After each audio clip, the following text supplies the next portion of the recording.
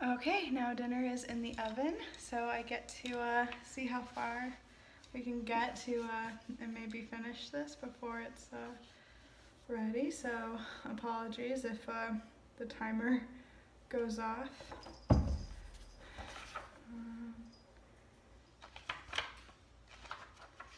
Okay. So this is where I left off? Yes, okay. All right. Act 4, Scene 6. Harry and Ginny Potter's house, Albus's room. Ooh, so what? I mean, well, it would make sense to have them showing the message before he finds the blanket, but I don't know. All right, come on. Harry is sitting on Albus's bed. Ginny enters. She looks at him. Ginny, surprised to find you here.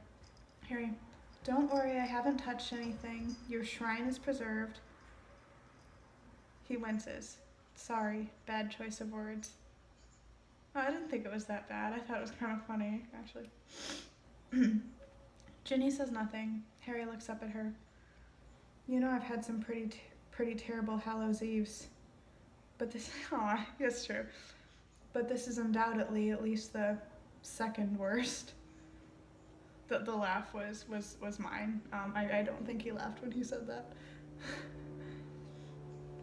But this is undoubtedly at least the second worst. Ginny, I was wrong to blame you.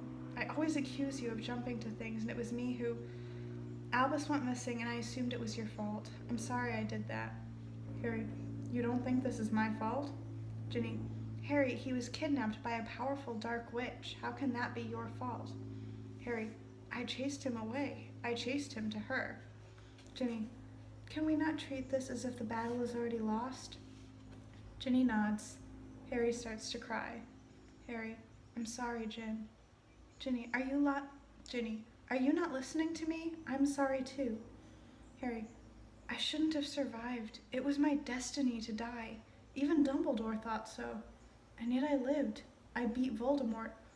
All these people. My parents, Fred, the Fallen 50, and it's me that gets to live? How is that? All this damage, and it's my fault. Another moment of some things never change, because he was definitely like that in the books too. He he always blamed himself for everything. It's, he's a very interesting character because, he is so good. He does, he has flaws, but they can be subtle sometimes. They can often be overshadowed by, the good things about him, of which there are many. So whenever there is a flaw, I appreciate that, because, you don't want a character who's perfect. But yeah, so one of his flaws is definitely that it's almost an arrogance. I think that's going too far to call it that. But he sees things as his fault and his responsibility, and he was always telling Ron and Hermione, I can do this by myself, you don't need to come with me. And he, not because that's why I say it's too far to call it an arrogance. That's not what I think it is. Not because he thought he could do it on his own, but because he didn't want them to get hurt. But this is kind of, along those same lines. He does, he sees things through his eyes, and even though it's in the name of not wanting anyone else to get hurt or risk themselves, he definitely always bears the weight of things and thinks that he should. So that's, it's one of the things that makes him so good. Dumbledore called him one of the most selfless people he's ever known, and I think, this kind of, it contributes to that. So it's both a strength and a flaw, I guess. It can be a strength when it helps other people, but, for his own happiness. And he's always got the weight of the world on his shoulders, and he doesn't realize that he doesn't always have to. And so sometimes, sometimes it does result in him pushing others out, even in Harry and Ginny again, in Order of the Phoenix, after Mr. Weasley was attacked by Nagini, Harry thought that, Voldemort was possessing him, and he, instead of, reaching out to help, instead of reaching out to confide in anyone else, he just locked himself in his room. And, Ginny's like, well, that was pretty stupid because you don't know anyone else but me who's been possessed by Voldemort. And he'd forgotten about that. So, yeah, just another example. Okay, back to Harry and Ginny, age, 39 and 40. Ginny, they were killed by Voldemort.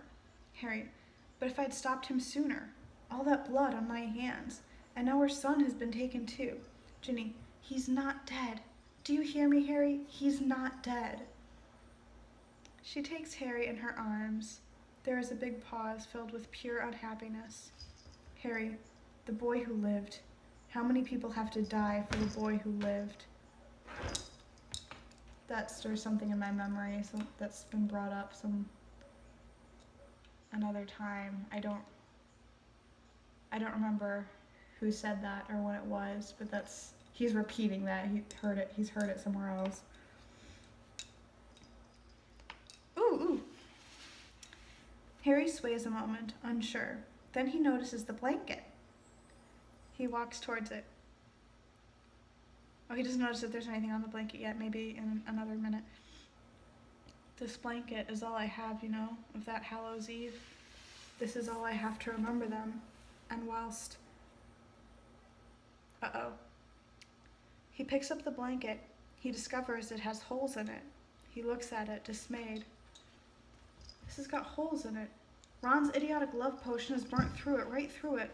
Look at this, it's ruined. Ooh. He opens up the blanket. He sees writing burnt through it. He's surprised. What? Ginny, Harry, it has something written. Oh, so I was wrong. So, alright, well, what's the point of having a scene with them composing the message if we already see the message? Okay. Okay, here, so they're doing it, together. Okay, that's cool. On another part of the stage, Albus and Scorpius appear. Albus, Dad. Scorpius, we're starting with Dad? Albus, so he'll know it's from me. Scorpius, Harry is his name. We should start with Harry. Albus, firm. We're starting with Dad. Harry, Dad? Does it say Dad? It's not that distinct. Scorpius, Dad, help. Ginny, hello? Does that say hello? And then, good? Harry, Dad, hello, good, hello? Oh, Godric's Hollow. This is a strange joke. Pause.